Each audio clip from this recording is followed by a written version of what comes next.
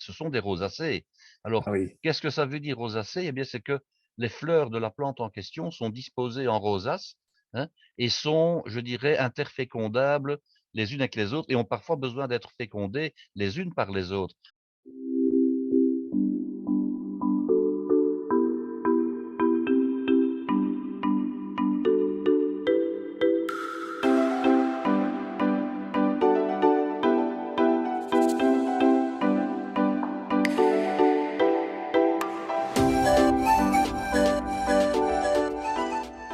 Mes amis de la fête de la gastronomie et tout le monde, bien entendu, nous sommes avec mon ami Guy, nous sommes vraiment très heureux de vous retrouver dans cet épisode 44 qui va être consacré à la fraise de Wépion, qui est une variété de fraise que l'on trouve en Belgique et dont Guy va nous parler maintenant. Alors nous allons faire, je vous dis tout de suite, nous allons faire 2 épisodes.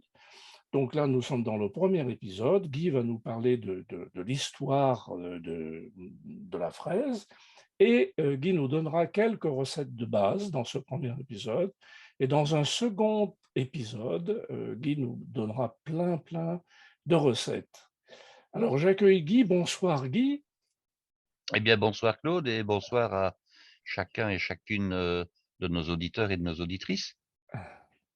Alors tu nous parles de la fraise de Wépion. Alors, je vais vous parler de la fraise de Wépion, qui est non pas une variété de fraises, hein, parce qu'en fait, Wépion est un petit village qui se trouve le long sur les bords de la Meuse, en amont de Namur, donc ça veut dire en direction de Dinan et en direction de la France. Et c'est un endroit qui est vraiment réputé pour les fraises, parce qu'on les cultive depuis plus d'un siècle, qu'elles ont eu un succès énorme, qu'elles ont d'ailleurs toujours un succès énorme, parce qu'elles sont très très qualitatives. Mais pour vous parler de la fraise de Wépion, je vais quand même vous parler de la fraise en général et de son histoire. Parce Oui. qu'en fait, la fraise que nous connaissons aujourd'hui n'est absolument pas identique à celle que nos ancêtres ont pu connaître. Alors, je ne sais pas si vous avez déjà lu Astérix, mais à un moment donné, dans le tout premier numéro qui est paru, si mes souvenirs sont bons, en 1959, à un moment donné, bon, Astérix se fait capturer avec le druide par les Oui, Romains, oui, et puis les Romains sont à la recherche de la potion magique, et puis ben, ils veulent contraindre Panoramix à réaliser cette fameuse recette. Et absolument. alors, ils envoient donc le centurion chercher des fraises, je dirais hors saison. Et puis il finit par acheter des fraises, je ne sais où. Il revient avec le ravier de fraises, hein. Et puis bon, nos deux Gaulois vont déguster les fraises qui sont présentées comme de très très grosses fraises, hein. Et alors le Romain dit, ben oui, voilà, je les ai achetées à prix d'or à un marchand, je ne sais plus qui, je ne sais plus quoi. Et après, bon, ben oui, il m'en faudra un deuxième ravier. Et bon, évidemment, il n'y en a plus. Alors, finalement, on se rend compte que là, de nouveau, les 2 protagonistes, Uderzo et Goscinny, ont fait un petit peu je dirais un petit saut dans le temps, hein. Il y a un petit Ouais, peu un anachronisme comme ça, parce qu'il n'y avait pas de fraises aussi grosses, que celle-là, à l'époque. Les ouais. Gaulois connaissaient évidemment la fraise des bois, et la fraise des Oui, bois est le fruit, je dirais, de référence qui a été la fraise jusqu'à la fin du Moyen Âge, en réalité. Alors, je ouais, crois que tout le monde connaît les fraises des bois. Ce sont des oui, toutes petites fraises qu'on cultive d'ailleurs, hein, oui. qu'on cultive par ailleurs, et qui, en étant cultivées, ont un petit peu perdu de leur typicité, parce que la Mmh. véritable fraise des bois, elle est extrêmement parfumée, extrêmement goûteuse. Oui. Alors, elle coûte très cher, hein, quand on cultive de la fraise des bois. Bon, moi, j'avais dans ma famille, du côté de papa, une grand-tante, et enfin, par rapport à moi, une grand-tante et un oncle qui cultivaient tous des petits fruits là dans la banlieue de Bruxelles, dont les fraises des bois. Mais ça demande une main-d'œuvre terrible pour en récolter 250 grammes. Il faut Mmh. vraiment en cueillir, hein. Oui. Alors, on a cultivé des variétés de fraises des bois. Il y a aussi des variétés qui sont des croisements entre la fraise des bois et les fraises que nous connaissons. Elles sont un peu plus grosses, mais en ayant gagné en taille, elles ont perdu en goût et en typicité. Alors, Ouais. la fraise des bois, ben, c'était donc la fraise de référence pendant tout le Moyen Âge. Comme le nom l'indique, c'est une fraise qui pousse essentiellement dans le sous-bois, hein. De temps en temps, on voit un fraisier sauvage comme ça, si on a la chance d'être dans un endroit où on peut encore en rencontrer. Et Oui. puis, ben, les gens mettent parfois deux, trois pieds de fraisier des bois dans leur jardin, Oui, et c'est j'en ai peut-être moi. le Mmh. le petit bonheur d'aller comme ça le matin, hein, au moment de la saison des fraises, de cueillir deux, trois fraises, de les manger, je dirais directement directement dans le jardin. Et puis pour avoir des fraises plus grosses, il a fallu attendre. Mais il a fallu attendre quoi?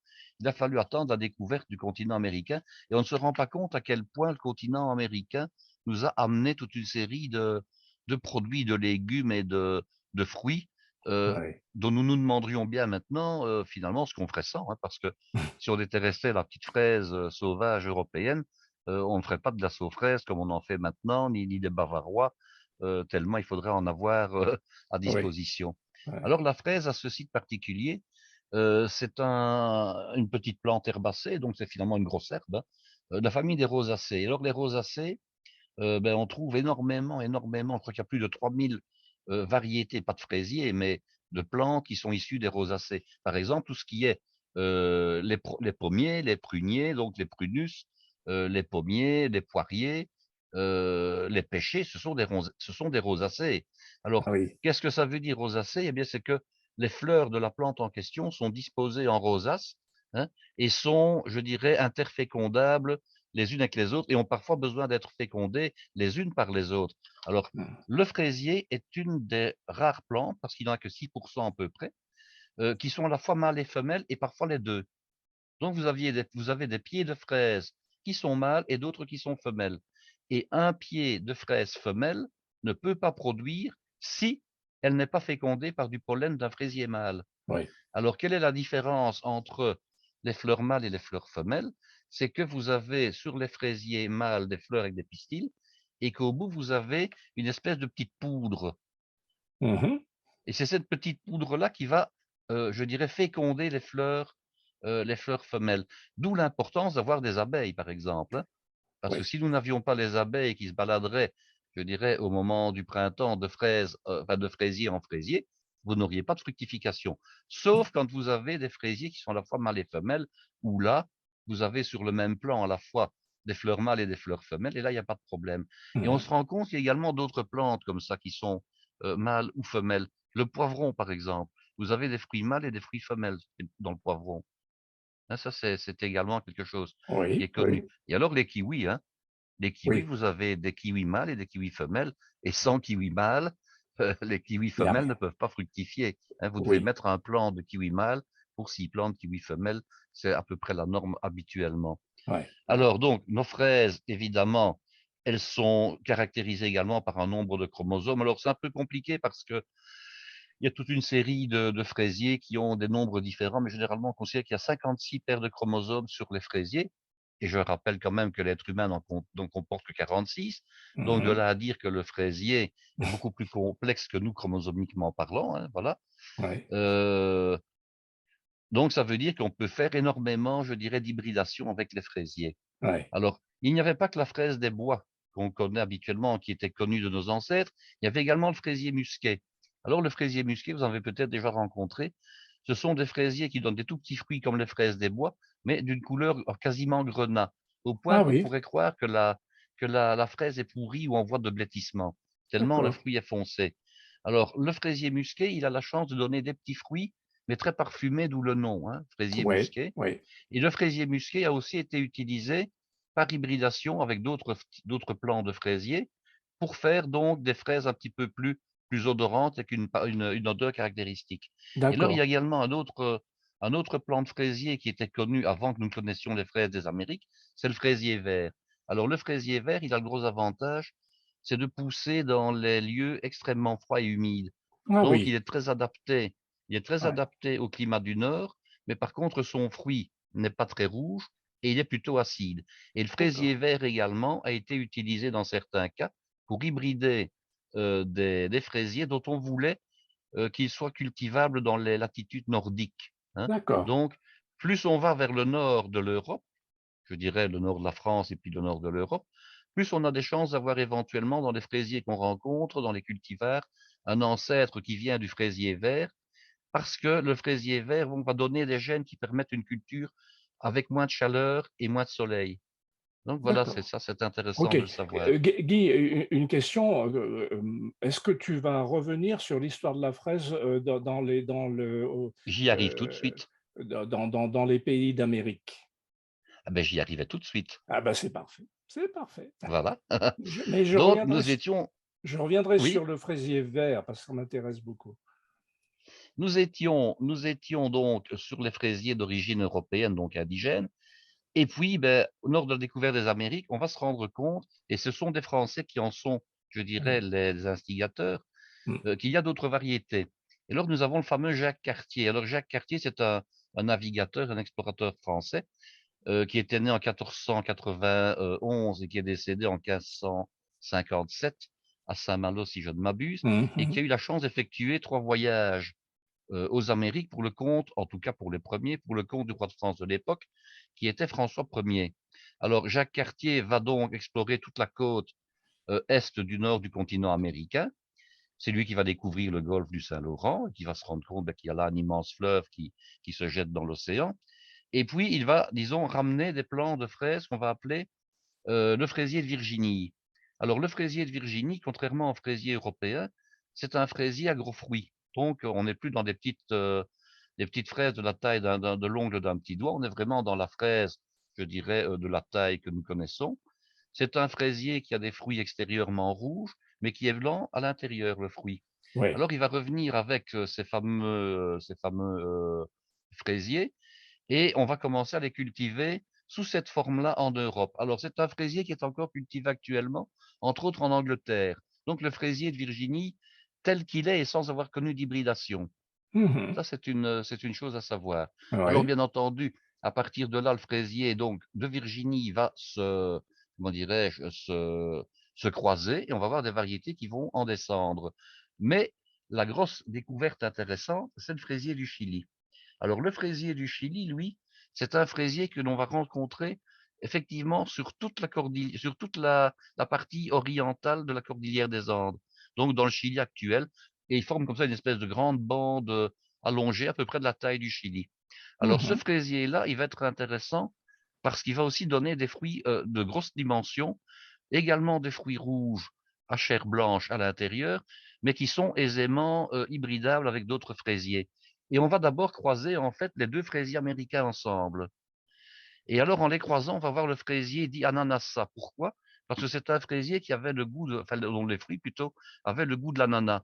Ah Et oui. alors cette découverte et ce, comment dirais-je moi, ce fraisier donc, du Chili, lui va être ramené par un monsieur du nom de Fraisier.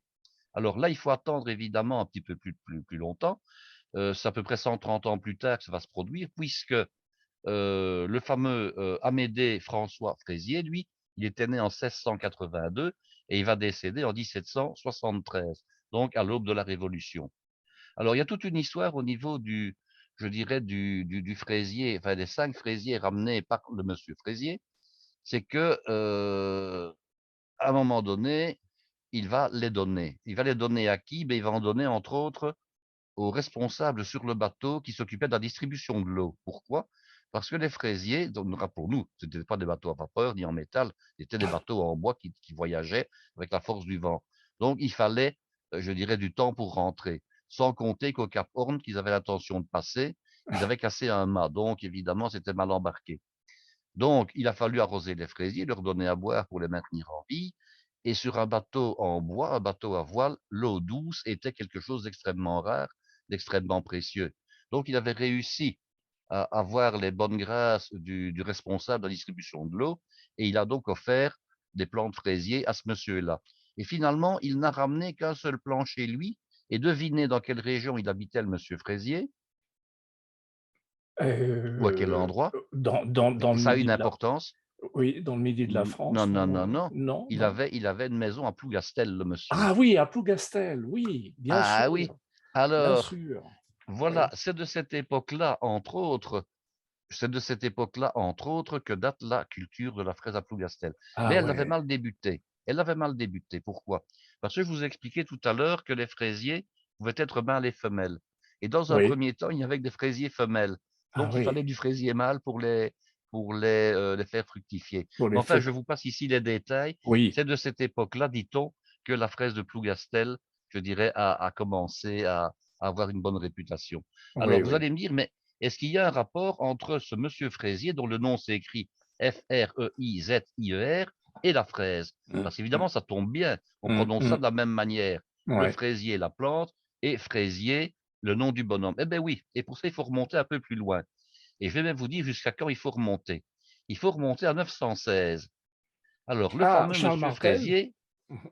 non, non, Charles Non? Martel, c'est beaucoup plus tôt. Là, lui, c'est dans les années Oui, 700, oui, c'est Charles 700, Martel. oui. Oui. Alors, en 916, il y a en France un roi qui s'appelle Charles III le Simple. Mhm. Hein. Et Ouais. alors, Charles III le Simple, qui est un descendant des Carolingiens, donc de Charlemagne et de Charles Martel, il faut le dire aussi, Mhm. a eu l'occasion de faire un banquet à Anvers. Alors, hein, bon, c'est bizarre, mais c'est comme ça. Et là, il y a un certain Julius de Berry, qui est l'ancêtre de Monsieur Fraisier, qui va servir à Charles le Simple des fraises en dessert. Quoi comme fraises? Les fraises des bois, évidemment. Alors, le roi va sans doute trouver la chose tellement bonne qu'il va anoblir le fameux Julius de Berry, qui va lui décerner des armoiries dans lesquelles il y aura des fraises qui vont apparaître. Alors, les descendants de Julius de Berry vont émigrer en Angleterre. Leur nom va se transformer non plus en Fraise, mais en Fraser, F-R-A-Z-E-R. Et puis, ils vont réémigrer en France. Mhm. Et c'est en France que le nom va de nouveau changer et redevenir Fraisier, écrit F-R-E-I-Z-E-R. Donc, quand on nous dit qu'il n'y a absolument aucun rapport entre l'explorateur du nom de Fraisier qui a ramené les fraises du Chili, que c'est vraiment le hasard, ce n'est pas du tout le hasard. Il Ouais. n'y a pas de relation entre le fait d'avoir découvert la fraise au Chili et d'avoir ramené et le nom qu'il porte, mais il y a à la base une relation entre la fraise et le nom qu'il porte. Ouais. Mhm. Comme quoi que les raccourcis de l'histoire méritent parfois d'être un petit peu explorés. En effet, en Alors, en ce effet. qui concerne les fraises maintenant, je me suis un petit peu penché sur les données, comment dirais-je, commerciales de la fraise. Ouais. Alors, pour vous dire certaines choses, bien sûr, l'Europe est un continent qui produit énormément de fraises, mais également les États-Unis, et c'est la Californie qui est la région, je dis bien, qui produit le plus de fraises. Les États-Unis sont par ailleurs le deuxième pays en termes de production quantitative de fraises, mais le Mhm. premier pays, devinez lequel c'est. Le Comme, Chili? ah non, comme Non? quasiment tous les pays maintenant, c'est la Chine.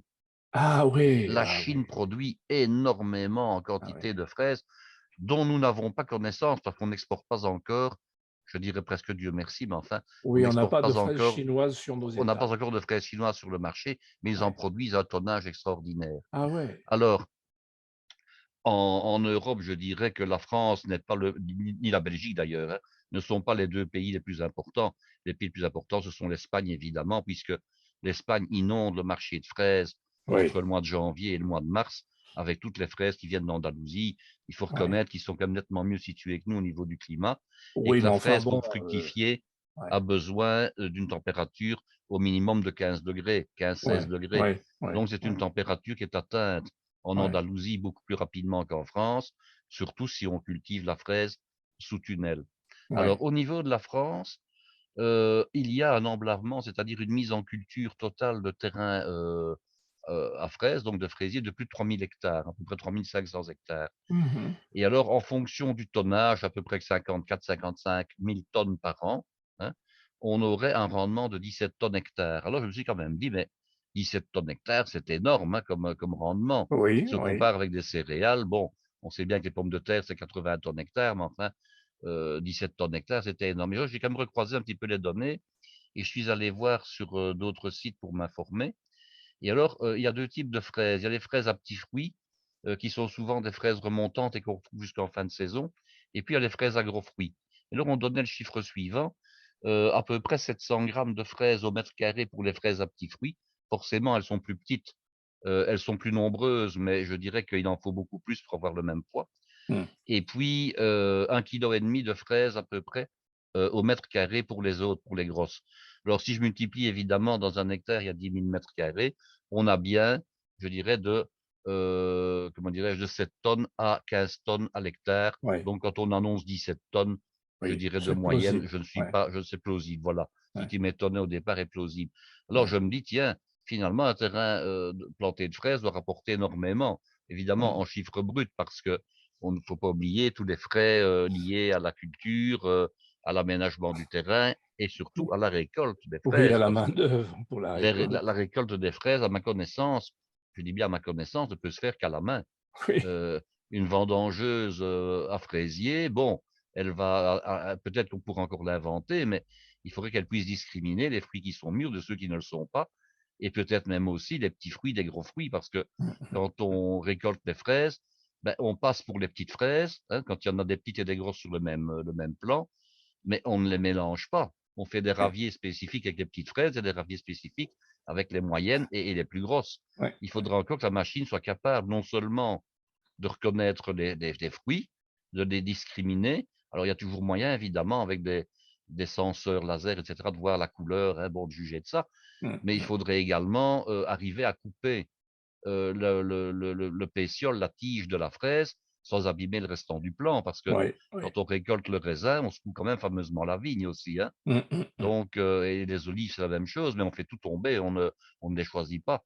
Et je Mmh. pense que c'est ce qui fait le coût du produit, c'est la main-d'œuvre nécessaire à Ouais, la récolte, hein, c'est essentiellement ça. ouais, Alors, on cultive les fraises, on va dire en gros de trois manières différentes. On les cultive à la fois en sol, réellement, donc en sol, et on les cultive hors sol. Alors, la culture hors sol, elle a été, je dirais, mise au point de manière à faciliter la récolte essentiellement. C'est-à-dire qu'elles sont cultivées à ce moment-là, les fraises, dans des bacs qui sont irrigués et qui amènent avec de l'eau qui coule en permanence tous les éléments nutritifs dont la fraise a besoin. mmh, Alors évidemment, les fraises cultivées de cette manière-là sont réputées pour être moins bonnes, moins goûteuses que les fraises cultivées réellement dans le sol. ouais, On peut bien l'imaginer. La seule oui, différence, c'est que les fraises hors sol, on peut effectuer la récolte à hauteur d'homme, hein, oui, puisque les bacs sont à hauteur, et parfois même on a plusieurs types de bacs qui peuvent être montés à hauteur de récolte. Donc c'est beaucoup plus agréable et beaucoup plus facile. Et souvent, les variétés de fraisiers qui sont cultivées comme ça sont des variétés qui retombent, donc des variétés avec des tiges et une végétation qui a tendance à retomber un petit peu. ouais. Donc la taille, je dirais, de fructification est plus importante que les fraisiers au sol qui, eux, ne montent pas très haut, hein. Ils Mmh. restent à hauteur de maximum 25 centimètres, Oui, ce oui, qui nécessite évidemment de se baisser, ouais. hein. Mmh. Alors, la culture de la fraise est exigeante. Pourquoi? Parce qu'on doit veiller à ce qu'il n'y ait pas d'autres plantes, on va dire parasites, qui poussent dans les environs. Donc maintenant, on utilise très souvent des voiles de culture noire Oui, dans les trous desquels les fraisiers poussent. Et mmh, anciennement, on utilisait de la paille, on paillait les ouais, fraisiers, ce ouais. qui évitait donc d'avoir des plantes parasites qui viennent, je dirais, nuire, Mmh, je mmh. dirais, à la récolte de la fraise et qui viennent prendre les éléments nutritifs du sol. Et c'est ce qui a donné le nom de fraise en anglais.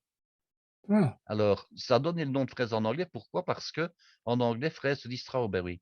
oui, Et strauss, c'est le nom de la paille, ah. c'est le nom du fétu. Mmh. Et alors, en Mmh. wallon, par exemple, un fétu de paille, ça s'appelle un strain. Donc, on voit qu'il y a comme ça une concordance entre les noms dans certaines langues, même latines, et qui ont donné par la suite, je dirais, des mots en anglais. Donc, strawberry, si on traduit textuellement, veut dire baie de paille, tout Oui, simplement. Et ça ouais. explique comme ça le nom de la fraise. Mmh. Alors, je disais, on les cultive hors sol et dans le sol, mais on les cultive également, je dirais, sous serre ou en tunnel. Alors, les fraises qui sont cultivées hors sol sont cultivées généralement dans des serres, tandis que les fraises cultivées au sol sont cultivées dans des tunnels bâchés qui font Oui, office de serre, donc des tunnels en plastique, oui, avec un plastique, je dirais, transparent qui laisse passer la lumière, mais qui retient surtout la chaleur. oui, Donc ça, c'est une des caractéristiques. Alors la culture de la fraise en Europe, du Nord, je veux dire en France et plus au nord encore, ben, on peut considérer qu'elle débute au mois de mai, hein, début mai, bon fin oui, avril éventuellement, oui, mais oui, début mai. Et alors oui, on a à ce moment-là des fraises qui n'ont pas nécessité automatiquement d'avoir un chauffage artificiel. oui. Parce que il y a évidemment des fraises qui sont cultivées dans lesquelles on chauffe réellement avec des appareils au gaz, par exemple, l'air de la serre, puisque je vous Mmh. ai dit qu'il fallait une Mmh. quinzaine de degrés pour que les fraises fructifient. Mais Mmh. à partir du Mmh. mois de mai, les rayons du soleil sur les bâches des tunnels sont suffisants et sur les serres pour avoir des fraises, je dirais correctes. Ouais, Et la saison se poursuit facilement jusque fin octobre, début novembre. Moi, j'achète très souvent comme ça des fraises à Ouépion. Je fais le déplacement pour aller jusque-là, jusque, disons, le courant du mois d'octobre, il y a encore des fraises très ah oui, facilement, bah, sans problème. tu m'étonnes beaucoup là, hein. Si tard vous avez des fraises Oui, on a des encore? fraises. J'en ai acheté l'année dernière, encore au mois d'octobre. Ah oui.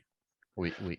Bon, ça veut dire qu'il y a un microclimat, mais oui, Effectivement, vous êtes au bord de la effectivement, je mer. l'avais déjà dit, il y a un Ouais. microclimat donc dans la vallée de la Meuse, un microclimat plus doux, Oui, oui, légèrement ouais, plus doux. ouais. Mais les fraises, paradoxalement, ne sont pas cultivées dans la vallée elle-même. Elles sont Mmh. cultivées sur les hauteurs. Voilà, c'est ce que tu m'as Mais expliqué un petit peu. elles profitent néanmoins donc, je dirais, des bienfaits du climat environnant. Ouais, Alors, je ouais, vais quand même parler un petit peu des fraises maintenant, au niveau des endroits de culture à la fois en France et en Belgique. ouais. Alors, pour ce qui est de la France, beh, on connaît, bien sûr les fraises de Plougastel qui sont, je dirais la référence, mais il y a également les fraises du Périgord, il y a également les fraises de la vallée de la Loire, il y a les fraises de la vallée du Rhône. Donc il y a quand Mmh, même mmh. plusieurs grandes zones de culture avec toujours des pourcentages de la production totale. Alors je ne vais pas vous donner les pourcentages pour chaque région, Oui. mais celui qui est intéressé, il va sur Wikipédia, il va regarder, Mmh, mmh, fraises et cetera. Il va trouver sans aucun problème tous les pourcentages de chacune des régions. mmh. Alors, il faut savoir par exemple qu'une fraise qu'on appelle la gariguette, elle vient évidemment du Midi et quel est le résultat du croisement entre l'hybride, entre la fraise du Chili, la fraise de Virginie et la fraise sauvage de la garrigue. Ah oui, Et alors, ça a donné un fruit, bon, vous connaissez tous la gariguette, ça a oui. donné un fruit qui a gardé de la fraise sauvage d'origine à la fois la forme, parce que bon, les fraises, vous avez des fraises qui sont parfois très arrondies, très Mmh, grosses, très mmh, mmh, volumineuses. mmh. Et dans le cas de la gariguette, on a affaire à des fraises qui sont généralement relativement bien calibrées, de Oui, taille moyenne oui, et très odorantes. Et oui, ça, elle le doit à son ancêtre, ou un de ses ancêtres plutôt, qui est la fraise de la garrigue, donc la fraise sauvage, mais oui, originaire du midi de la France. Et c'est oui, une variété de fraise qui a la caractéristique, c'est de supporter très facilement et les fortes chaleurs et la sécheresse. oui, Forcément, de oui, nouveau, c'est oui, son ancêtre sauvage qui lui a légué oui, ce caractère-là. oui. Il faut Mmh. évidemment le savoir, hein. Mmh. Alors, il Mmh. y a en Belgique deux grandes zones de production de la fraise, avec quelques petits changements. Depuis quelques jours, c'est-à-dire depuis 3 jours, il y a, je dirais, ce que j'appellerais une IGP qui vient d'être reconnue et qui est adoptée Ah, par beaucoup de gens, qui est le label fraise de Wallonie. Donc tous les producteurs wallons, dont la majorité, il faut bien le dire, se concentre aux environs de Wépion, mais il y en a pas que là, ont décidé de commun accord, je crois qu'ils sont une quarantaine, 46 de mémoire, sur 200 à peu près, hein. mmh. Ils ont décidé de créer ce label-là qui est reconnu par la région, de manière à avoir un produit de qualité. Et le Mmh. produit va devoir répondre à toute une série de, je dirais, de normes. Le problème, me semble-t-il, quoique ce ne soit pas un problème, c'est qu'il y aura un prix minimum imposé, un Ah prix oui, en deçà duquel ils ne pourront pas descendre pour oui, vendre des fraises, je dirais, entre guillemets, «au rabais», oui, hein. Bon, oui, voilà, oui. ça c'est, ce qui vient d'être décidé. Alors, question donnée culturelle, le gros de la production des fraises en Belgique est réalisé en Flandre. Il faut savoir que la Flandre est un terrain de maraîchage extraordinaire et qui produit l'essentiel de ce qu'on appellera les primeurs et les petits fruits et les légumes particuliers. C'est quand Mmh. même en Flandre que ça se passe. Et paradoxalement, c'est dans la région la plus au nord du pays que ça se passe, à savoir à Hoogstraten. Alors Hoogstraten, c'est une petite localité qui se trouve quasiment à la frontière avec les Pays-Bas et qui produit l'essentiel des fraises flamandes. Alors les fraises d'Hoogstraten sont extrêmement réputées. Cependant, la majorité est cultivée donc sous tunnel, de Mmh. manière à être relativement précoce et à avoir des conditions et des qualités, je dirais, optimales. Alors la fraise de Wépion, elle est cultivée à la fois sous tunnel et sans tunnel. Sa caractéristique, c'est d'être relativement, plus sucrée et d'être relativement, plus foncée au niveau de la couleur. Il y a comme ça une bonne dizaine ou une quinzaine de variétés de fraises qui vont se succéder tout au long de la saison, parce que vous avez des fraises qui sont, plutôt précoces et des fraises qui sont plutôt tardives. Oui, oui. Alors forcément, on va cultiver les différentes espèces au fur et à mesure, je dirais, que la saison avance. Et pour vous donner une idée maintenant au niveau du total de la surface, qui était, emblavée en fraises il y a encore 1 an ou 2, on était en Belgique aux environs de 600 hectares, un peu plus de 600 hectares au total. Mmh. Ça, Mmh. c'était pour comparer avec la France, avec un peu plus de 3000 hectares. Oui, Alors, oui, quand on regarde un petit peu par rapport à la France, 3000 hectares, ce n'est quand même pas encore énorme, hein. Parce que oui, si vous faites la racine carrée d'un terrain de 3000 hectares, vous n'avez jamais qu'un terrain d'un peu plus de 5 kilomètres de côté, hein, ce oui, qui n'est oui, pas énorme finalement quand absolument. on y réfléchit bien et Oui, qu'on compare par exemple avec la quantité de terres qui sont mises en culture pour la vigne par exemple, hein. oui, oui. Donc, ouais. Et ça, on le doit évidemment au gros rendement de la fraise, parce que malgré tout, une quinzaine de tonnes à l'hectare, c'est quand même pas mal, hein, Oui, oui, comme, en comme effet. produit. Oui, oui, en effet, en effet. Alors, il n'y a pas de fraises qu'en Europe. Enfin, qu'en Europe, qu'en Belgique, qu'en France, je dirais, qu'en Italie ou qu'en Espagne. Il y a également des fraises dans les pays de l'Est. Et alors, il y a Ouais. une appellation qui a été protégée, c'est la fraise de Karoubi, qui est une fraise qui vient de Pologne, par exemple. Mmh. Donc, l'Europe a permis comme ça à des produits de qualité, d'avoir donc d'être référencés. Mmh. Mmh. D'accord.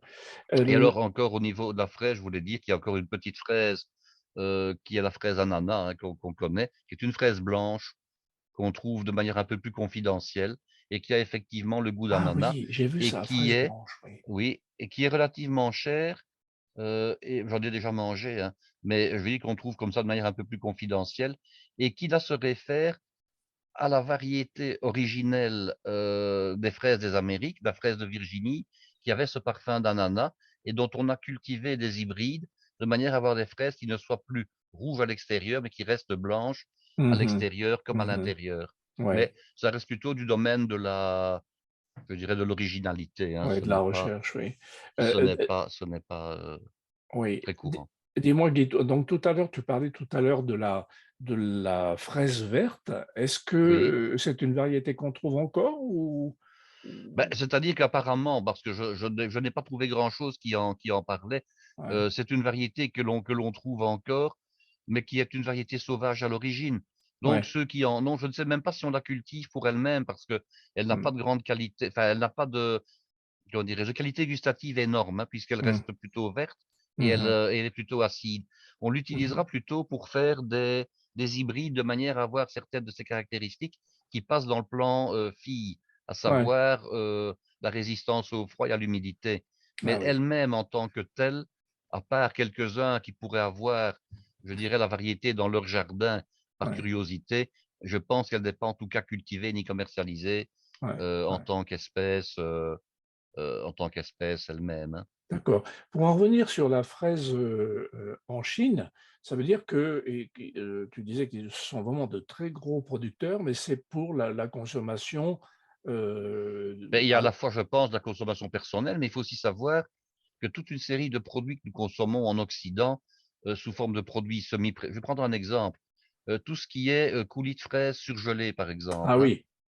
Tu penses que produits ça vient de Chine? surgelés.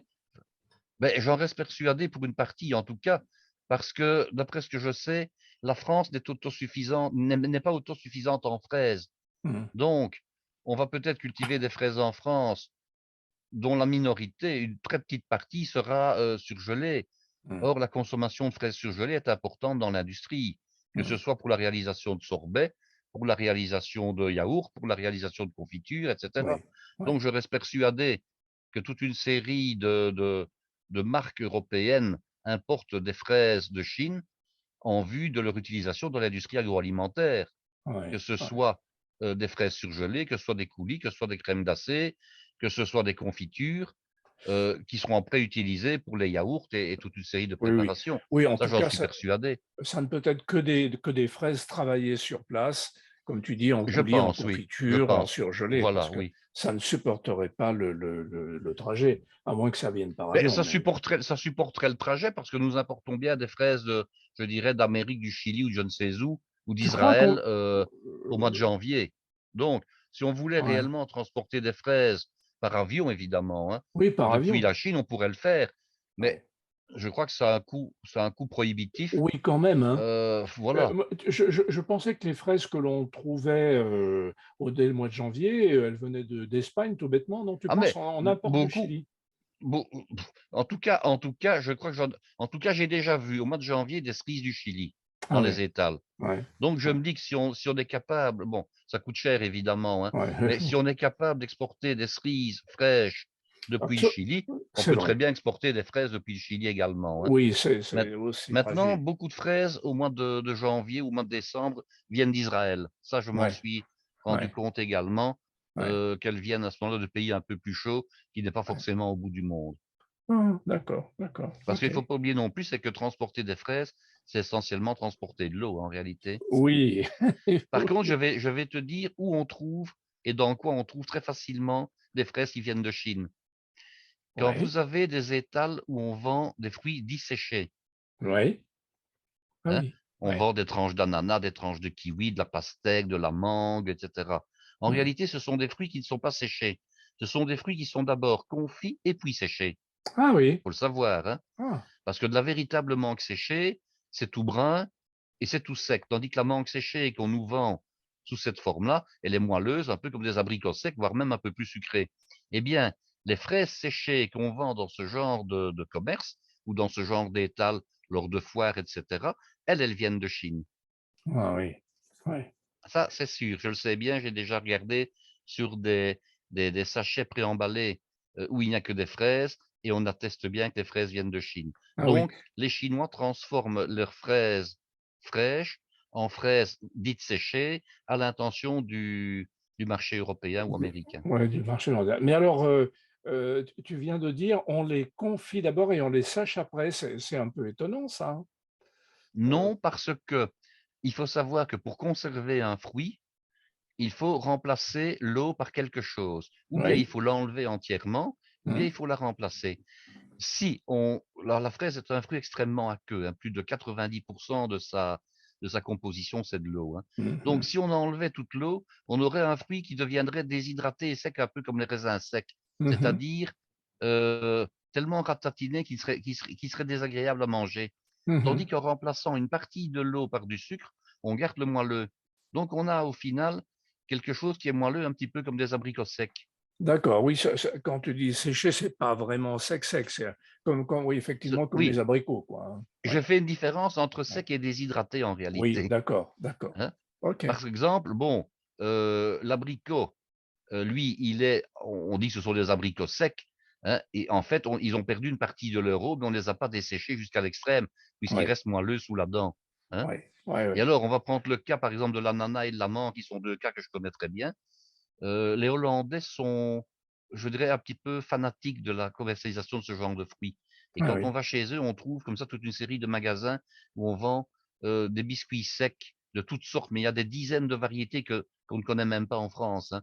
Et ils vendent également toute une série de fruits séchés. Alors, Mmh. j'aime bien les fruits séchés, mais pour des raisons de santé, je dois éviter de manger trop de sucre. Oui. Donc, avant, je mangeais de la mangue dite séchée, mais qui était de la mangue moelleuse. Et maintenant, on trouve de la mangue séchée qui est complètement déshydratée. Mmh Alors, mh. elle ne conserve plus que le sucre de la mangue d'origine, mais il n'y a pas eu de remplacement d'une partie de l'eau par du sucre ajouté artificiellement. Donc c'est tout Ouais, à fait différent et on d'accord, trouve des ananas exactement traités de la même manière. Ce qui ouais. fait qu'une tranche d'ananas, je dirais, n'a plus que l'épaisseur, je dirais, d'une feuille de carton finalement, Oui, hein. oui, oui, Et oui. alors, il n'est plus jaune, il est devenu brun, Mmh. brun, ocre brun comme ça. Et alors, c'est en le mâchant qu'on le réhydrate et qu'on retrouve son acidité et son sucre et son goût, hein. D'accord, Donc d'accord. ce sont des fruits qui ont été tout à fait déshydratés. OK, d'accord. Alors, est-ce qu'on peut passer aux recettes de base, Guy? Nous allons passer À aux moins recettes que de tu veuilles base. ajouter des choses encore sur l'histoire Mais de je la pense fraise. que j'ai dit l'essentiel. Bon, Bon. maintenant, en ce qui concerne les fraises de Wépion, dont on avait un petit peu fait je dirais le leitmotiv de l'émission d'aujourd'hui, mais je dirais que qu'est-ce qui fait leur qualité? Plusieurs choses. C'est le fait d'abord d'être cultivés sur des terrains dont on dit qu'ils sont relativement riches en fer, Mmh. ce qui leur donnerait ou leur conférerait une couleur rouge particulière. Alors, Mmh. elles sont particulièrement, je dirais, sucrées. Pourquoi? Parce qu'étant situées sur des hauteurs, elles n'ont jamais les brumes qui viennent assombrir le soleil, hein, elles ont droit davantage de soleil. Et alors, il y a donc forcément ce microclimat et surtout un savoir-faire ancestral. La fraise est cultivée là-bas depuis plus d'un siècle avec un énorme boom, je dirais, juste après la Seconde Guerre mondiale. Mmh. Alors, il y a une criée aux fraises, il y a un marché, bien sûr, aux fraises, il y a un musée de la fraise, et on vendait, je me suis un petit peu renseigné, on vendait ces fraises-là parce qu'elles étaient qualitatives jusqu'au marché actuel de Rungis. Ah oui. Donc on en trouve normalement on peut encore en trouver, en France malgré tout, même maintenant. Ah oui, mais alors on doit trouver ça chez dans des les épiceries fines ou C'est là. possible Ouais. qu'on en trouve, mais bon, il y a tellement de variétés en France, Ouais. et il y a tellement aussi de volonté maintenant d'acheter local, d'acheter Oui, français, que c'est ouais, peut-être plus difficile. Mais en tout cas, ouais. on en a vendu, au niveau de la France et du marché national de Rungis jusqu'il y a relativement peu de temps. D'accord, OK. On part sur les Voilà. recettes de base, Guy? On part sur les recettes de base. Alors les recettes de base, les frais, c'est quand même toujours intéressant, de savoir quelques produits, Mmh, très faciles. mmh. Surtout que je conseille à nos auditeurs et nos auditrices, c'est de profiter des promotions et surtout des moments où la fraise, je dirais, un petit peu passée de saison. Il y a un gros engouement en mai, en juin et puis Mmh. après, quand on arrive, fin de l'été, début de l'automne et qu'il y a encore des fraises, on les trouve à des prix beaucoup plus intéressants, surtout donc les petites variétés de fraises dites à confiture. Alors je Ouais, ne vous parlerai pas de confiture aujourd'hui, je vais vous parler de recettes de base.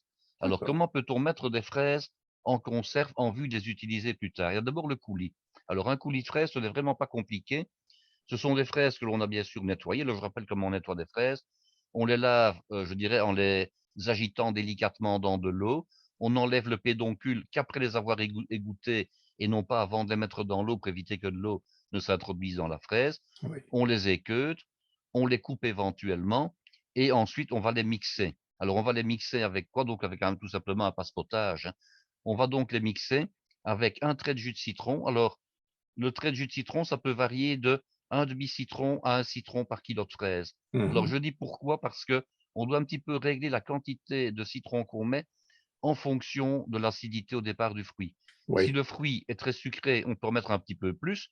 Si le fruit est relativement acidulé, on en mettra moins, voire éventuellement pas du tout. Alors, Mmh. quelle est l'action du jus de citron sur le coulis de fraise? Il a une action, je dirais, gustative. Il va, disons, révéler le parfum d'une part, et il va d'autre part accentuer la couleur. Mmh. Et Mmh. alors, on va sucrer. Généralement, la norme, quand on fait un coulis qu'on va surgeler, c'est de mettre 10% de son poids en sucre. Donc, si on a 1 kilo de fraises, on mettra donc 100 100 grammes de sucre. grammes. Ouais, Ce n'est ouais. pas une obligation. Ce n'est pas Mmh. une obligation, mais par contre, lorsque vous allez utiliser le coulis ultérieurement, par exemple, sur une glace ou bien dans un bavarois, vous devrez tenir compte dans la recette que vous allez réaliser que vous avez mis 10% de sucre donc dans votre produit. Donc vous Oui. devrez faire un petit calcul, faute de quoi la recette risque d'être faussée et donc d'être un tout petit peu plus sucrée. Mmh. Chose Mmh. intéressante, on peut également sucrer le coulis avec un substitut du sucre, hein. Donc tous Oui. les faux sucres, c'est-à-dire le stevia, le sucralose, l'aspartame, enfin tout ce qu'on veut peut être utilisé sans aucun problème, hein. Donc Mmh. pour ceux qui devraient, disons, faire attention à leur régime, eh bien, il n'y a pas de souci, le coulis de fraise peut être utilisé et sucré qu'un faux sucre sans qu'on en distingue, je dirais, la Oui. différence. Oui. Oui. Alors, on peut aussi réaliser un coulis sous forme de sauce. Alors la recette traditionnelle du coulis sous forme de sauce, que je vais vous donner, c'est un sirop de sucre simple, donc poids pour poids sucré haut, amené à ébullition, laisser frémir 2 3 minutes, puis arrêter. On va voir ce qu'on appelle un sirop à 30 degrés baumé. Alors les degrés baumés maintenant sont illégalement utilisés, on ne peut plus normalement s'en servir, mais un sirop, disons, de base pour quasiment toutes les recettes de pâtisserie habituelles, c'est un sirop à 30 degrés baumé dont je viens de donner la recette. Et alors on Mmh. utilise le poids pour poids, hein. Enfin non, poids pour poids n'est pas le bon terme, le volume pour volume. On va Ah oui, considérer c'est on va différent. consi c'est différent. On va Ouais. considérer qu'on va mettre un demi-litre de sirop de sucre pour 500 grammes de fraises en réalité. D'accord. Donc c'est poids-volume équivalent tout en sachant que le sirop de sucre est un tout petit peu plus lourd que le poids de l'eau, voilà, tout Ouais. simplement. Ouais. Donc c'est un demi-litre pour un demi-kilo. Alors de Mmh. nouveau, on va mettre un trait de jus de citron de manière à révéler je dirais le goût de la fraise. On peut faire Mmh. également ce qu'on appelle des coulis mixtes, par exemple, ça c'est très bon. La fraise a je dirais le désavantage d'être parfois un tout petit peu faible en goût, hein. Alors qu'est-ce Mmh. qu'on peut faire? On peut mélanger avec de la framboise. Et là, on a un coulis extraordinaire. Non seulement il va être plus rouge, mais en plus, il va avoir un goût un petit peu plus parfumé. Le coulis mixte fraise-framboise, c'est génial. On peut mettre, par exemple, entre un tiers à la même quantité de fraises, de framboises que de fraises. Et Ah là, on a oui. quelque chose d'extraordinaire. Ouais. Ouais. Mmh. Alors, on peut aussi réaliser des coulis où on va, disons, y aller un peu moins à l'économie, c'est-à-dire qu'on va mettre moins, parce que quand on met du sirop de sucre, on met de l'eau évidemment, hein. En mettant tout simplement du jus de citron et du sucre mixé. Alors quelle quantité de sucre est-ce qu'on met à ce moment-là? on peut mettre on va dire entre 100 et 200 grammes de sucre par kilo de fraises. Tout ça Ouais. dépend de la sucrosité de la fraise et je dirais de l'appétence qu'on a pour le sucre. Tout en sachant que plus vous allez utiliser de coulis par rapport à votre recette et par rapport à votre garniture, moins vous allez devoir mettre de sucre, sinon ça va être trop sucré. Oui. Je Oui. m'explique. Si c'est simplement une cuillère ou 2 de coulis de fraises sur une glace, vous allez en mettre peu proportionnellement.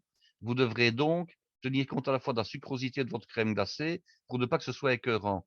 Mais si vous faites un autre dessert dont je vais vous donner la recette, où vous mettez beaucoup de purée de fraises dans la recette, eh bien, vous devrez évidemment ne pas mettre autant de sucre parce que sinon ça va être écœurant. Donc c'est un petit peu à voir en fonction du type de recette, mais je vous dis entre 100 et 200 grammes de sucre au kilo de fraises, c'est à peu près la norme.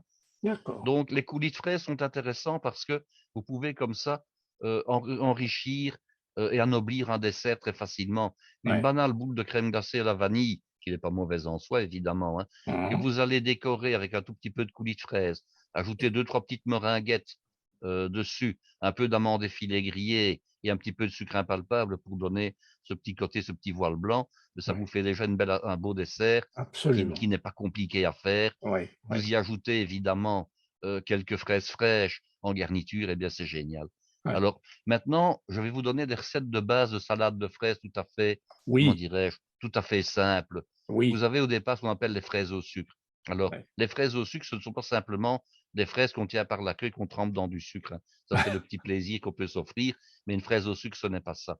Une fraise au sucre, ça nécessite à peu près, je dirais, une demi-heure de temps d'attente entre la réalisation et la consommation. Vous allez nettoyer, par exemple, 1 kilo de fraises, vous allez bien sûr les laver, enlever la queue, les égoutter, les passer sur un torchon pour enlever, les gouttelettes d'eau. Selon leur taille, vous allez les couper. Si elles sont toutes petites, vous les laissez entières, sinon vous les coupez en 2. On gagne toujours à couper les fraises, pourquoi?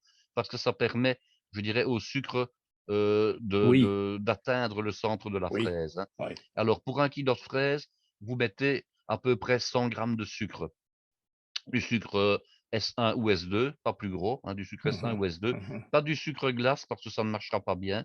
Il faut du sucre cristallisé qui fond et pas un sucre qui reste un peu pâteux parce que dans le sucre glace, il y a 3 d'amidon dedans, il faut le savoir et ça Mmh. va donner un petit peu, cet amalgame qui est peu intéressant du point de vue visuel.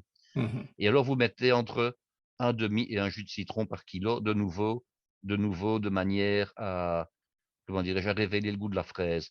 Vous mélangez délicatement, vous couvrez et vous laissez macérer pendant au moins une demi-heure. Et là, vous Oui, avez votre recette de base. C'est ce qu'on oui. appelle les fraises au sucre. Relativement peu de citron parce que on ne doit pas sentir le goût du jus de citron. Mmh. On fait Mmh. par contre ce qu'on appelle des fraises au citron. Alors là, pour faire des fraises au citron, c'est exactement le même processus, si ce n'est qu'on met davantage de jus de citron, hein. Oui. Donc on en met à ce moment-là au minimum un jus de citron par kilo et on peut monter même à 2 jus de citron pour le kilo de fraises. Ouais. Vous allez par ailleurs récupérer les zestes du citron. Alors les zestes Oui. du citron, vous ne devez pas récupérer l'entièreté des zestes dont vous avez mis le jus. Vous ne récupérez que la moitié. Parce que si Mmh. vous mettez tous les zestes de citron que vous avez utilisés pour le jus, ça va être amer. Donc Mmh. vous récupérez les zestes. Idéalement, vous devez prendre des citrons biologiques, hein. Oui. Si Ah vous n'en oui. avez pas, le petit truc, je le rappelle, vous mettez, vos citrons ou vos 2, enfin, votre citron, vos 2 citrons dans un bol de taille appropriée, un peu d'eau tiède avec une demi-cuillère à café de bicarbonate de soude Oui. et vous laissez macérer pendant un quart d'heure. Le Mmh. bicarbonate de soude va avoir une action nettoyante en profondeur du zeste de citron et il va éliminer l'essentiel, je dirais des substances, Des produits. indésirables, Oui, des oui, oui. produits. Ouais. Alors, donc vous mettez votre citron comme ça en marinade pendant un quart d'heure, vous l'enlevez, vous le rincez, et puis avec un économe, vous prélevez le zeste. Vous le blanchissez, donc vous le mettez dans un petit poêlon, mais vous pouvez même le faire au micro-ondes, hein. Vous recouvrez de l'eau froide, vous amenez ébullition. Vous laissez 1 minute, vous prenez, vous rafraîchissez à l'eau froide, vous taillez en fil julienne. Mmh. Alors, vous mettrez ce zeste de citron taillé en fil julienne en garniture également avec les fraises, de Mmh. manière à augmenter le goût et la typicité des fraises au citron. Ça, Mmh. c'est la deuxième recette, de base. D'accord. Alors, on peut également faire des fraises au poivre. Alors, banalement, on sait que le poivre va améliorer le goût des fraises. Alors, on peut mettre simplement du poivre noir, donc du poivre du moulin, Et si j'ai une variété de poivre à vous recommander, ce serait le poivre noir de Bornéo, qu'on trouve généralement sous le nom de poivre de Sarawak. C'est pour Ouais, moi un des plus gustatifs du monde, un des plus parfumés et un des plus typés. d'accord. Alors il y en a d'autres, hein. Il y a le poivre à queue, et cetera. Il y a des poivres de Pondichéry en Inde. Bon, il y a du poivre du Vietnam qui est très, très bon également. Il y a du poivre au Laos. Prenez un poivre qui vous plaît, mais prenez un poivre typique. Mmh, mmh, Alors, mmh. on peut également, personnaliser en mettant plusieurs sortes de poivres. On vend également des mélanges de poivre de type 5B, hein. Alors Oui, vous trouvez là-dedans, moi je fais mon mélange moi-même, hein. Je mets du poivre blanc, je mets du poivre noir, je mets du poivre, vert déshydraté et je mets des baies roses déshydratées. Il faut savoir que le poivre vert, c'est du poivre qui n'est pas encore arrivé à maturité. Par contre, les baies roses, ce ne sont pas des poivres. C'est une plante qui a des graines de l'aspect du poivre, oui. mais qui botaniquement n'est pas un poivre, hein. Ah Il oui, faut le ouais, savoir, tout ouais. simplement.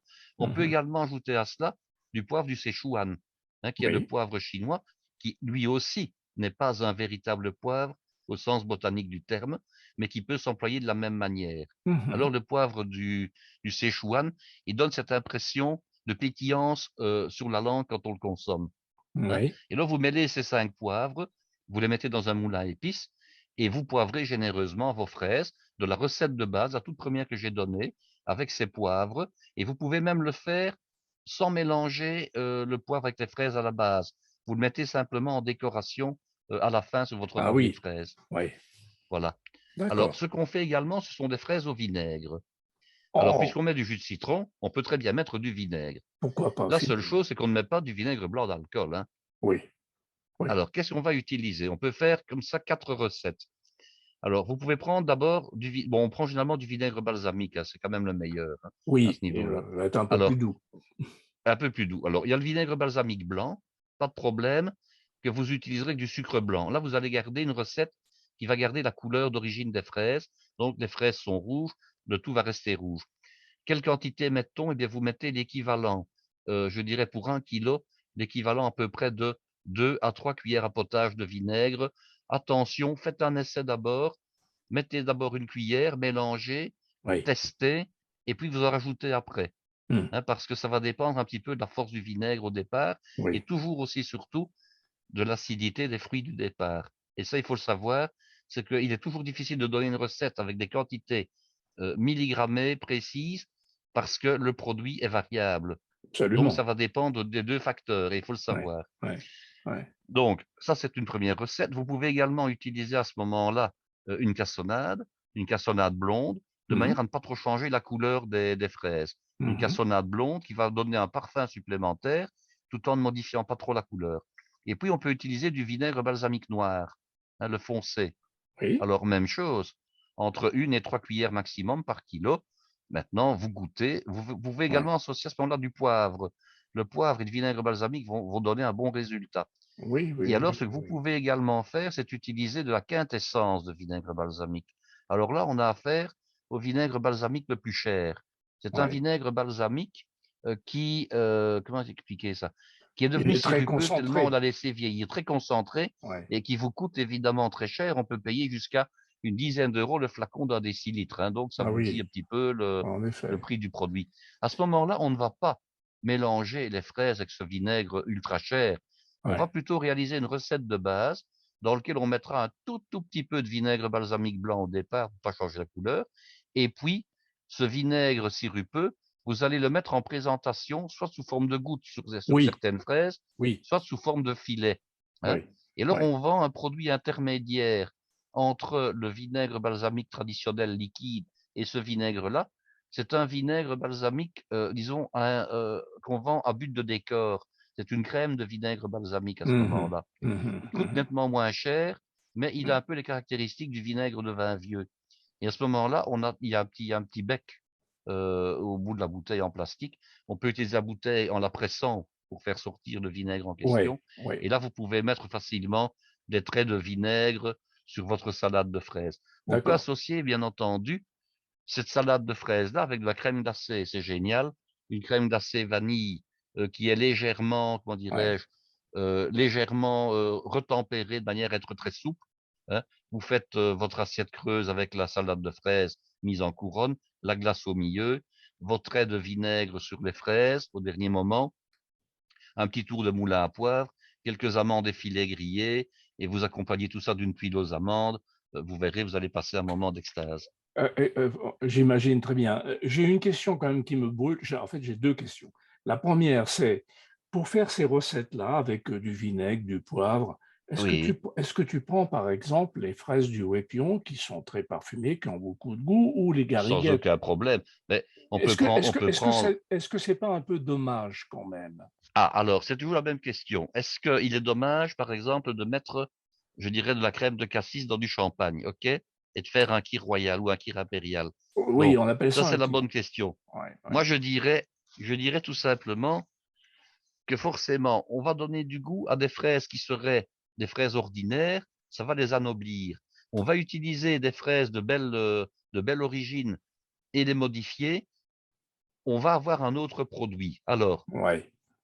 Mmh. la question, c'est est-ce que le produit est galvaudé si on fait ça? Alors moi, je dirais oui et non. Il faut pouvoir apprécier les fraises comme les fraises de Wépion ou certaines variétés de fraises françaises très goûteuses telles Mmh. quelles dans certaines recettes, mais Mmh. dans d'autres recettes, il faut bien pouvoir les utiliser d'une autre manière. C'est exactement comme si je disais, le poulet de Bresse, est-ce qu'il faut le consommer rôti pour le goûter tel quel, ou est-ce que c'est sacrilège de le réaliser avec une crème et des morilles?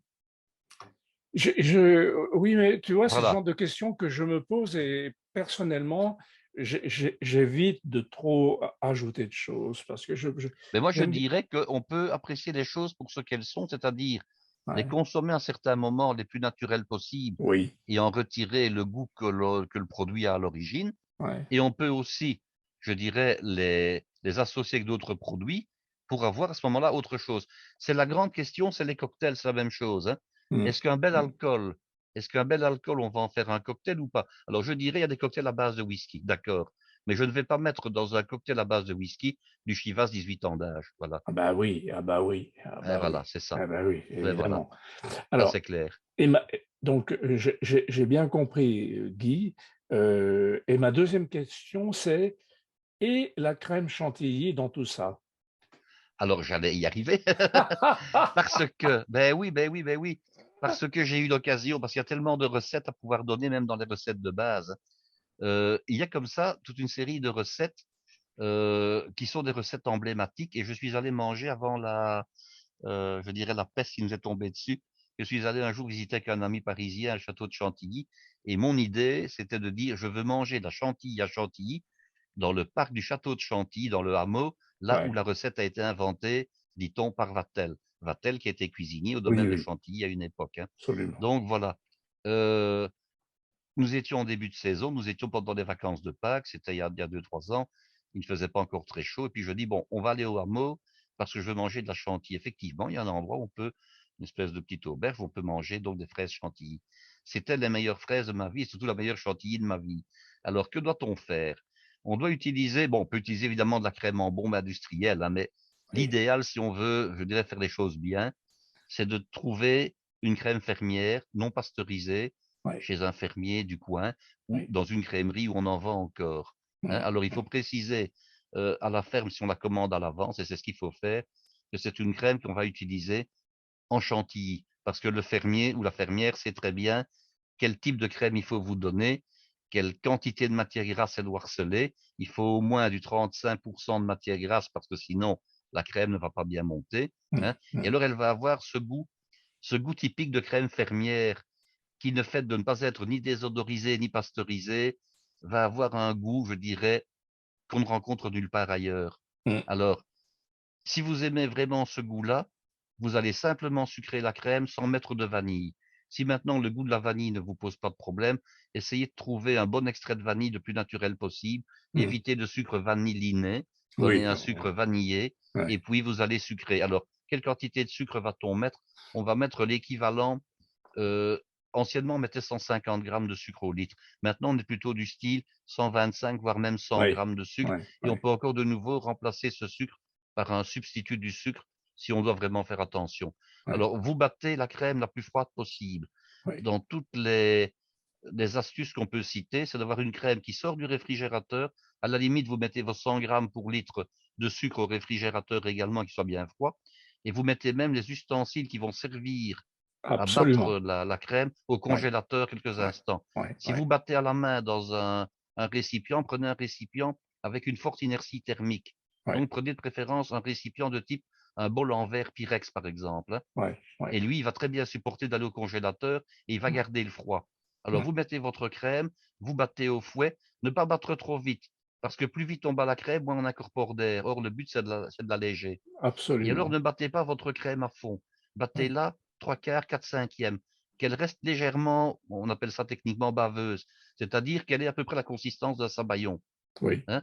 Ça, oui, ce sont les meilleures crèmes fraîches qui pourraient accompagner des fraises. Alors, oui, vous avez la recette de fraises à la crème. Comment fait-on? C'est pas compliqué. On fait la recette de base que je vous ai donnée avec très peu de citron. oui, On ajoute de la crème fraîche et on mélange. On oui. les mélange, on les mélange et on sert tel quel. Ça, ce sont des fraises à la crème. Et puis, une variété de cette recette-là, ce sont les fraises à la Romanoff, qu'on appelle maintenant les fraises Romanoff. Alors là, ça vaut vraiment la peine que je vous cite l'histoire de cette, Oui, il je me dirais, de cette semble. recette-là, à moins que je ne la raconte la prochaine fois en détail. C'est comme Bon, vous voulez. d'accord, d'accord, beh, Parce oui, que je vais vous donner la recette maintenant, les grandes lignes de la recette, mais par contre, je vous expliquerai l'origine des fraises Romanoff, ou du moins voilà, ça une des origines possibles, parce que tu ça nous demande donnes un l'eau peu à de la temps. bouche et on sera obligé d'écouter la prochaine fois. Ah ben voilà. Alors, les fraises Romanoff, bon, on retrouve évidemment le nom de la famille impériale de Russie, mais Mmh. il n'est pas dit que c'est à cause de la famille impériale de Russie qu'on doit le nom et la popularité du dessert. Mais ça, ce sera pour la prochaine fois. Mmh mh. Alors, ce sont des fraises qu'on réalise en mettant de la liqueur. Alors, je ne vous ai pas encore parlé des fraises à la liqueur, mais je vais le faire maintenant. Mmh. On remplace à ce moment-là tout simplement dans la recette d'origine, enfin, on fait la recette d'origine, mais on ne met pas de vinaigre, hein. On met simplement un tout petit peu de jus de citron et puis on ajoute de la liqueur. Alors, la liqueur ou un alcool. Quels sont les alcools qui vont bien avec les fraises? Vous avez toutes les liqueurs de type triple sec, c'est-à-dire le Cointreau, le Grand Marnier, le triple sec proprement dit, voire même la mandarine Napoléon, hein. Oui, Alors, on en met l'équivalent d'à peu près 3, 4 cuillères à potage par kilo, hein. oui, On ouais. mélange, on laisse mariner un petit peu. Et alors, les fraises Romanoff, elles sont réalisées non pas à base de vodka, comme on pourrait éventuellement le croire, mais avec du Cointreau ou Mmh. éventuellement du Grand Marnier, hein. D'accord, On les d'accord. réalise, on met au milieu de l'assiette ou au milieu de la coupe une boule de crème glacée vanille. Je dirais qu'on a laissé un peu tempérer pour qu'elle soit presque en train de fondre, hein, mais pas encore. Oui, Et alors, on nappe avec de la chantilly et des amandes effilées grillées. Ça, c'est la recette des fraises à la Romanoff. d'accord, d'accord. Alors, si maintenant vous voulez donner une typicité belge à la recette, nous avons une liqueur qui est assez, je dirais, assez connue et est extrêmement populaire chez nous. C'est l'eau de Biercé, l'eau de Villers, qui est distillée par Biercé. Et Biercé, j'en ai parlé la dernière fois, c'est là où on fait le distillat de la mandarine Napoléon, hein. Vous vous Oui, souvenez de oui, ça? oui, oui. Et alors, c'est paradoxal, mais l'eau de Villers, alors elle doit son nom à un petit ruisseau qui passe dans les environs et qui s'appelle la Biercé, justement. La Villers, pardon. D'accord, Et c'est une liqueur à base de citron. La d'accord. seule différence, c'est que c'est une liqueur qui est une liqueur blanche, elle n'est pas jaune, elle n'est pas colorée. Elle ressemble un petit peu, je dirais, à de la vodka d'un point de vue extérieur ou Ah bien à oui. du gin, donc elle est tout à fait transparente. Et elle n'est pas sirupeuse, elle est fluide et elle n'est pas trop sucrée. Elle est relativement peu sucrée. Mmh. Et alors, elle est extrêmement populaire. On la sert sur glaçon, on la sert dans des cocktails, voilà. Elle sent très très bon le citron. Et on peut remplacer comme ça le Cointreau, par exemple, par cette liqueur, donc dans une variété de fraises à la liqueur qui serait des fraises à l'eau de Villers. On peut également D'accord. mettre du kirsch avec les fraises, ça marche très très bien. Oui, ça marche bien aussi, oui. Aucun problème. Ouais. Alors, on peut également faire des fraises dans lesquelles on va associer du Grand Marnier et du jus d'orange. À ce moment-là, on ne met pas de jus de citron, on remplace comment dirais-je, on remplace Le citron par le jus de l'orange. citron par l'orange. Ouais, On peut mettre à ce moment-là des zestes d'orange qu'on va également blanchir et tailler en fines juliennes. ouais. Donc, il y a vraiment beaucoup de variétés. Ici, quand j'étais dans la dernière école hôtelière que j'ai fréquentée, un professeur avait travaillé dans un restaurant qui avait une recette de fraises vraiment typique de la maison. Alors, eux, ils mettaient à la fois du jus d'orange et du Pernod ou comment dirais-je, une anisette, enfin, donc Oui, voilà, du de Ricard ou du l'anise, Pernod, oui. voilà. ouais, avec également des amandes effilées grillées. On peut ouais. mettre un peu de chantilly au-dessus et mettre éventuellement une boule de glace. Donc ça Question marche aussi très bien. question Guy, Oui. amandes grillées, tu les grilles à sec ou avec un peu de beurre? Alors, amandes grillées, il y a 2 possibilités. Soit on les grille à sec, soit on fait un pralin d'amandes. Je vous donne les 2 D'accord, recettes. d'accord. Alors, si ce sont des amandes grillées à sec, ne jamais les faire ni à la poêle, jamais, jamais, jamais, ni sous le grill de votre four. Mmh. C'est la meilleure manière de les rendre amères et de les brûler. Ouais, Alors, comment fait-on des amandes grillées? On les met à sec sur une tôle ou bien sur un moule à tarte, un moule à moule plat, ouais, hein. ouais. Et quand on a cuit, par exemple, du pain ou du gâteau, on les passe dans le four en train de refroidir. Donc Ah un oui, four, on va dire idéalement à 160 degrés et moins, pas d'accord. davantage. Ouais, Parce que les amandes, elles ont la faculté, c'est de brûler très rapidement. Et ouais. alors on met une couche la plus fine possible et on les surveille. Après 2-3 minutes, on les mélange. Pourquoi? Parce qu'en bord de plaque, elles vont commencer à colorer alors qu'elles n'auront pas encore coloré au milieu de la plaque. Oui, oui, oui. Et une belle Mmh. amande grillée, elle doit être dorée, elle ne doit jamais être brune ni noire, évidemment, Oui, parce qu'à ce ouais. moment-là, elle devient Ouais, ils amère. sont amers, Mais ouais. surtout, ne jamais faire ces amandes grillées ni à la poêle sur feu vif, ni sous la salamandre ou le grill d'un four. Ouais, ouais, C'est la meilleure d'accord. manière de les rater. Et alors, D'accord. l'autre manière, c'est de faire un pralin. Ouais. Je n'ai pas dit du praliné, c'est autre chose. Oui, Un pralin, j'ai comment ça se fait? Alors, on prend des amandes effilées blanches et on les mélange avec un tout petit peu de blanc d'œuf. Et on met ouais, du sucre. Alors, quelle ouais, quantité de sucre mettons? On met entre la moitié du poids des amandes et le double du poids des amandes. Moi, généralement, je mets la même quantité, mais de ouais. nouveau, on peut remplacer par certains substituts. Donc, par exemple, le stevia, qui est fait sur une base de sucralose, peut Oui. très bien être utilisé sans aucun problème. Mmh. Alors, quand on prend du sucre normal et qu'on met entre 50% et 2 fois le poids, ça dépend de ce qu'on recherche. Ou bien on recherche plutôt le goût amande, là on mettra moins de sucre, ou Mmh. bien on recherche le prix de moins cher, on mettra plus de sucre, puisque Mmh. on va dire qu'en gros, en arrondissant beaucoup, un kilo de sucre coûte 1 euro, un kilo d'amande coûte 10 euros et plus, hein. Oui, Donc forcément, plus on met de sucre, moins le produit final va coûter cher. absolument. Mais le meilleur résultat pour moi, le plus équilibré, reste toujours poids pour poids, hein. D'accord, Alors, on doit mélanger le sucre, les amandes et le peu de blanc d'œuf qu'on met, mais très très peu, de manière à avoir un mélange un peu sableux, comme si c'était du sable légèrement humide. Alors, d'accord, quand je montrais la recette à mes élèves, je leur faisais tous mettre leurs mains dans la composition pour qu'ils puissent juger au toucher comment la préparation devait être humide. En réalité, le blanc d'œuf n'est là que pour faire adhérer ensemble le sucre et les amandes. Alors, on d'accord, dispose ça sur une plaque légèrement beurrée, très très peu, hein, en très fine couche, et on met ça au four également, maximum 160 degrés, et là on mélange jusqu'à ce que l'ensemble, je dirais, devienne à la fois homogène et régulièrement doré. Voilà, tout d'accord, simplement. d'accord. Et donc on peut utiliser ça pour mettre au-dessus des glaces, c'est génial. Bah oui, oui, en effet, en effet. Alors, il me Guy? reste à vous donner juste Oui, deux, je trois t'en prie. petites informations. Oui. Comment fait-on une coupe épion, par exemple, hein? Mmh. Alors, une coupe épion, qu'est-ce que c'est? C'est une coupe avec de la crème glacée. On met 2 boules de crème glacée à la fraise, une boule de crème glacée vanille. Ouais. On parsème le tout avec des fraises au sucre, donc de la recette numéro un, et on met éventuellement un petit coulis de fraises et de la chantilly. Voilà, et Mmh. des amandes. Ça, c'est la Mmh. coupe épion. Mmh. Alors, comment fait-on maintenant un pavlova aux fraises? Le Oui. pavlova, c'est un dessert d'origine australienne et néo-zélandaise. On fait une grosse couronne en meringue française, on la fait cuire Oui. au four évidemment. On garnit de chantilly et puis on garnit avec des fruits rouges. On peut garnir avec des fraises comme on vient de les réaliser, c'est-à-dire des petites fraises entières qu'on a réalisées avec la recette numéro un, sucre et citron. Voilà, tout simplement. Et alors, il y a une dernière recette que je vous donne rapidement, c'est l'Eton Mess. Ah, vous avez déjà entendu parler de l'Eton Mess? Pas du tout. Pas du tout. Non, Eh pas bien, du tout. l'Eton Mess, c'est une recette qui est originaire du collège d'Eton en Angleterre. Ah. Alors, ça consiste en un verre. On réalise la recette dans un verre. Qu'est-ce qu'on fait?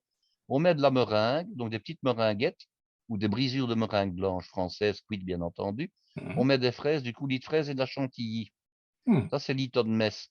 Et on raconte qu'à l'origine, un étudiant avait acheté un pavlova aux fraises, qui était vendu donc par un pâtissier, donc dans une boîte en carton, qui s'était pris des pieds dans je ne sais quoi qui était tombé par terre, le dessert. Et donc, le Mmh. dessert étant en tout petits morceaux dans la boîte, comme ils n'ont pas voulu le jeter, il a bien fallu le récupérer. Alors ils l'ont concassé, ils l'ont mis dans des verres et ils l'ont servi tel quel. Et on Très a bien. trouvé ça tellement bon qu'on a décidé de le faire de cette manière-là directement dans le verre. Voilà, ça c'est pour l'histoire. Très bien, très bien. Écoute, Guy, on arrive, À la ça fait fin, ça oui, ça fait 1 heure là, donc je pense que, ben voilà. oui, oui, on va faire que comme on a dit, c'est vraiment très, très sympa. Tu nous as parlé de l'histoire des fraises, de l'histoire des fraises de Ouépion et la fraise du Chili, c'est très bien. Quelques recettes, juste quelques recettes sympas avec, d'autres histoires, notamment sur cette recette de fraises Romanov dont tu nous raconteras l'histoire On découvrira la fois prochaine dans le détail. la fois prochaine. Alors pour nos auditeurs, Guy, est-ce que tu peux dire, à part l'histoire de la fraise Romanov, comment, qu'est-ce que tu vas nous dire la fois prochaine sur, est-ce que c'est Eh bien, j'envisage de vous donner comme ça quelques recettes spécifiques. Par exemple, des pâtes de fruits à la fraise, hein, ce sera l'occasion je dirais, de faire une friandise à la fraise. Mhm, Je vous donnerai également la manière de faire des fraises, je dirais, candies. mhm, Plutôt que candies, en fait, au sucre cuit, c'est plutôt la véritable explication.